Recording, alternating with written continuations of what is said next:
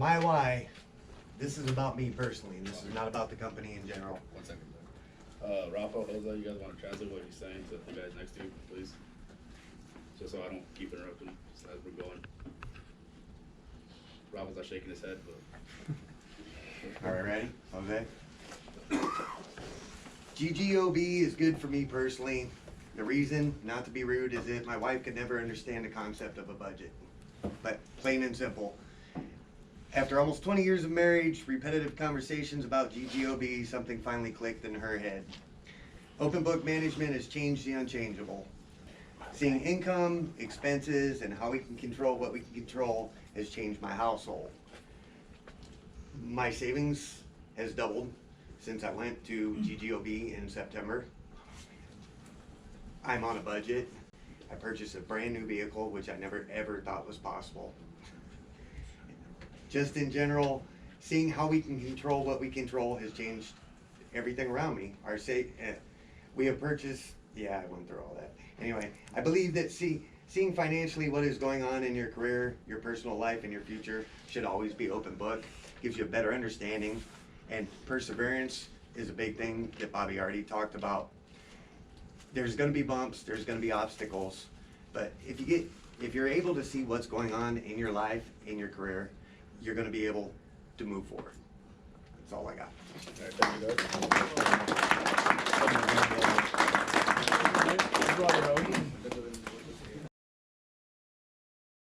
So, I like the idea that we're doing this because I think it gives guys an avenue to, I don't know what the right word is, to move up in the company or be more involved with the decisions that are made. So, I guess for me, an example is I started out here 9 years ago as a guy that got laid off from Reams, working here as a sprinkler tech. Now, 9 years later, I do all of our design work and help the salesman do all of our bids and everything for water features, lighting, sprinklers.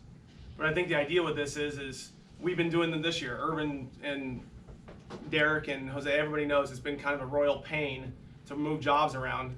But I think at the end of the year, I think we're going to be a lot more efficient than what we were before. But I think me personally, I like being able to be in control of what I'm doing and make more decisions during the day.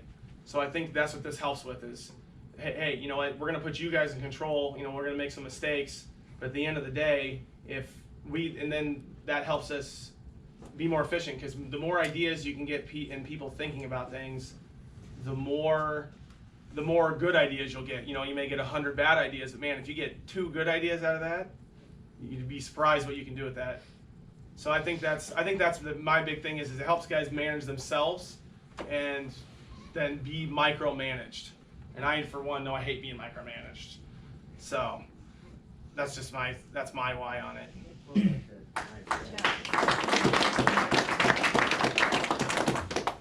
How does that one? Well, there's not a whole lot left to say. I think, you know, it's been covered pretty well in a personal testimony by Doug. That's a very powerful testimony to the work that you've put in and the effort that you've put in to be able to transfer that to your house. I don't think there are anything more powerful than that. That's more powerful than what goes on here, because if everybody can do that in their lives, then I think that supersedes what's going on here. But it also ties in closely to something that Kevin said, and not that I can go anywhere anytime soon necessarily, but the goal is to kick the ownership out and be able to run the company without the ownership. And does anybody remember why it is important to be able to kick the ownership out? What does that do to the value of the company when someone walks in? Let's fast forward and let's say that Chuck doesn't own the company. Go back to the whys that we talked about a year ago. I don't own the company. The company is owned by an ESOP, which means that everybody here owns the company. Maybe I still own some small share of the company. What does that do to the value when someone walks in and they say, well, what's the owner do every day? What happens to the value of the company? It increases exponentially. It increases exponentially, it goes up. That's right. Because they say, well, When the owner's not, because a lot of times the owner, and still in my case, right, I still do some pieces of this, I do some pieces of sales, I'm involved in this, I'm involved in this piece, the value of the company goes up for everybody. So the point of the great game of business for me, from a company standpoint, goes back to one thing that we need to do in our business communities, in our country, is turn the value of the business over to the teams. This is how we share the equity. This is how everybody puts more in their retirement account. At Ryan Lawn and Tree, I get this right, correct me if I'm wrong, Kevin, at one point, either the CFO or maybe Larry stood up and said, hey, everybody who has more than $100,000, if you don't mind, if you have more than $100,000 in your ESOP account, please stand up. And there's probably 6 to 10 people that stood up, maybe 6 to 10 people. Every one of those people were probably going to retire just with the ESOP, not their 401k or their simple plan or anything else, just the ESOP. They were going to retire with at least $1 million. And these people were on the older end, had been with Ryan Lawn and Tree for quite a while.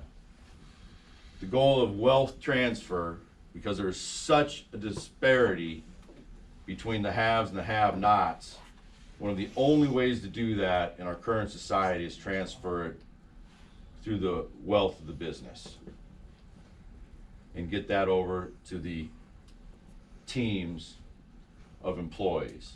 That create these numbers. So that's the full circle. We work on these numbers to increase these numbers to then transfer the ownership and the wealth of the business to the team. And that's my driving reason. So at some point, our company will be large enough where we can go ahead and, because there are costs involved, we talk about it, but our company will get to a point where we can go ahead and transfer that wealth.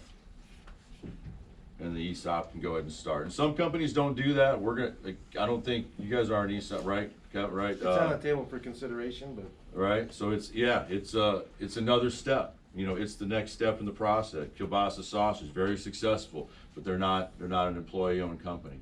But I see it as the next logical step to transfer the value of the business to the team. That's the why. Thank you, Doug.